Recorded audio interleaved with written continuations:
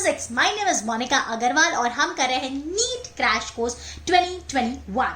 तो आज हम करने जा रहे हैं एक नया chapter that is alternating current. ये चैप्टर उनमें से है कि अगर इसका क्वेश्चन आया तो हम तो भाई छोड़ के आ जाएंगे, हमसे तो होने नहीं वाला है। क्या आप ऐसा करना चाहते हो? क्या इससे अगर एक क्वेश्चन आ गया क्या आपके 4 मार्क्स आप गंवाना चाहते हो? नहीं ना। तो आज का ये वीडियो या इस चैप्टर के जितने भी वीडियोज है पूरा देखिए और इससे रिलेटेड जो भी क्वेश्चन आएगा आपसे बिल्कुल एग्जाम में बनेगा। तो बिल्कुल भी डरने की जरूरत नहीं है, ये चैप्टर एकदम इजी है। जैसे बाकी के चैप्टर्स हमने बहुत इजीली कर लिए, ये चैप्टर भी आप इजीली कर लेंगे, ये मेरी गारंटी। और सबसे बेस्ट चीज, हम ज्यादा क्वेश्चंस करते हैं इन मिनिमम टाइम, मतलब आपका टाइम भी यहाँ वेस्ट नहीं होने वाला है। तो चलिए बिना टाइम वेस्ट किए हम शुरू करते हैं हमारा पहला क्वेश्चन। अब इस क्वेश्चन में बोला है the RMS value of potential difference क्या होगी। तो आप सबको पता है कि यहाँ पे हमको पीक वैल्यू दी हुई है और जैसा हम देख सकते हैं बेटा पीक वैल्यू V नॉट है, right. This is the peak value V not. So the RMS value VRMS will be V not by √2। ये तो भाई हमने थियोरी में पढ़ा, ऐसा क्वेश्चन क्या पूछा जाता है, बट हाँ ऐसा क्वेश्चन कभी कभी पूछ भी लेते हैं। So the correct answer is option C. Now next question बिल्कुल ऐसा ही लग रहा है। In an AC circuit IRMS और I नॉट के बीच में क्या रिलेशन है? सो IRMS इज बिल्कुल I नॉट बाई √2। जो VRMS का रिलेशन है वैसा ही रिलेशन हमारे IRMS का है। So the correct answer is option D। Next question number 3। This is a theory question. इसमें क्या बोला है? Here we have 2 cables of copper and दोनों की लेंथ सेम है।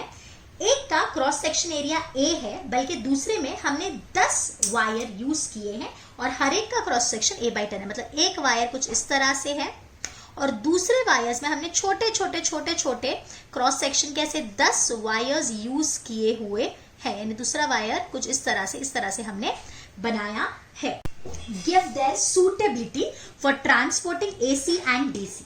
बेटा AC जो होता है ना वो सरफेस से फ्लो होता है, तो AC के लिए हमको ये यूज करना चाहिए ताकि इसका सरफेस ज्यादा हो तो AC इजीली फ्लो हो सके। So we should say only multiple strands for AC, यानी ये हमको यूज करना चाहिए। और DC के लिए दोनों भी चलेगा, सो either for DC। So the correct answer is option A। अब अगला भी एक थियोरी क्वेश्चन है। A coil of self inductance L is connected in series with a bulb and an AC source। यहाँ AC source है बेटा, DC source नहीं है। Here we have an AC source। Brightness of the bulb decreases। Bulb की brightness कब कम होगी?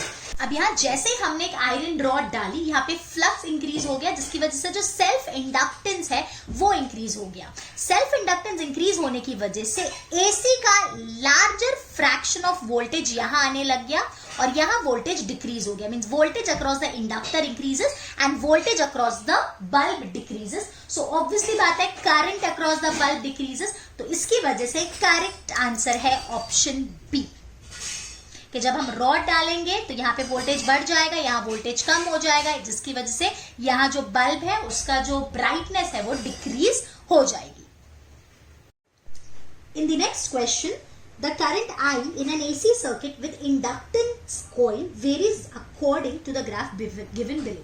मतलब current और टाइम का ग्राफ हमको दिया है और यहाँ पे ये जो AC है ये सिर्फ और सिर्फ इंडक्टेंस कॉइल से कनेक्टेड है।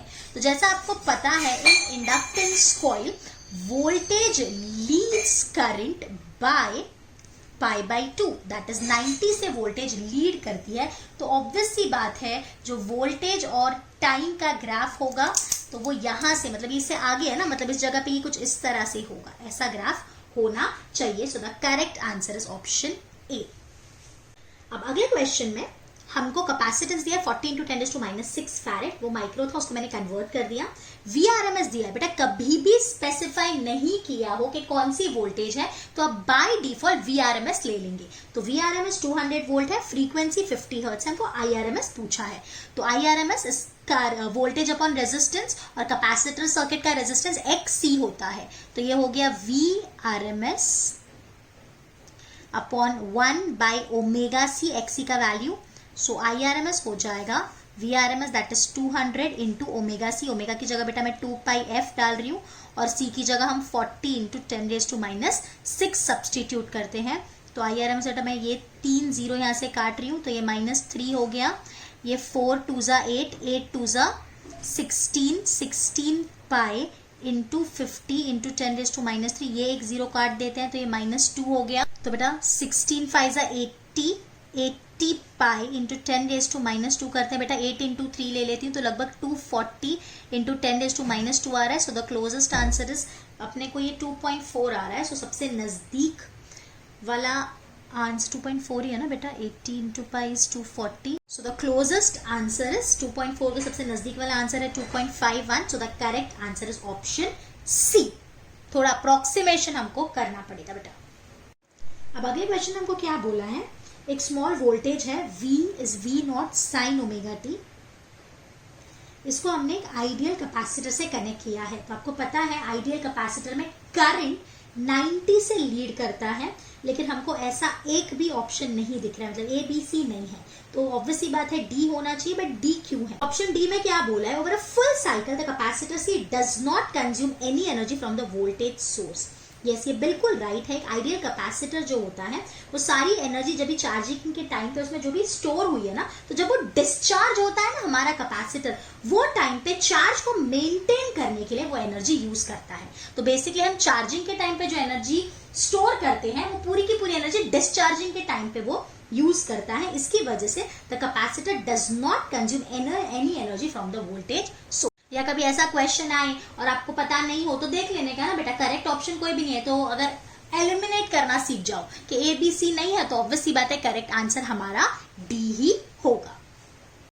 अब अगले क्वेश्चन में हमको एक इक्वेशन दी है वोल्टेज की, कैपेसिटेंस दिया है और हमको IRMS पूछा है which is VRMS by XC.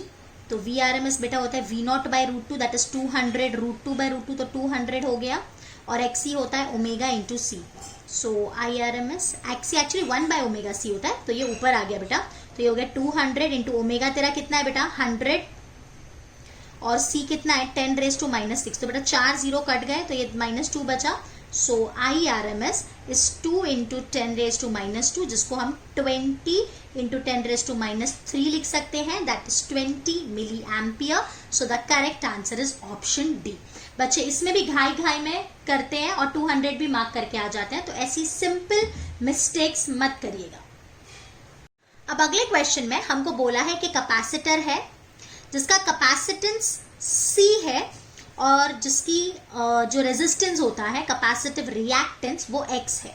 अगर मैं C और ओमेगा दोनों को डबल कर दूं, मतलब जो C डैश है that is 2 times of C, और जो फ्रीक्वेंसी है that is double, F dash is 2 times of F.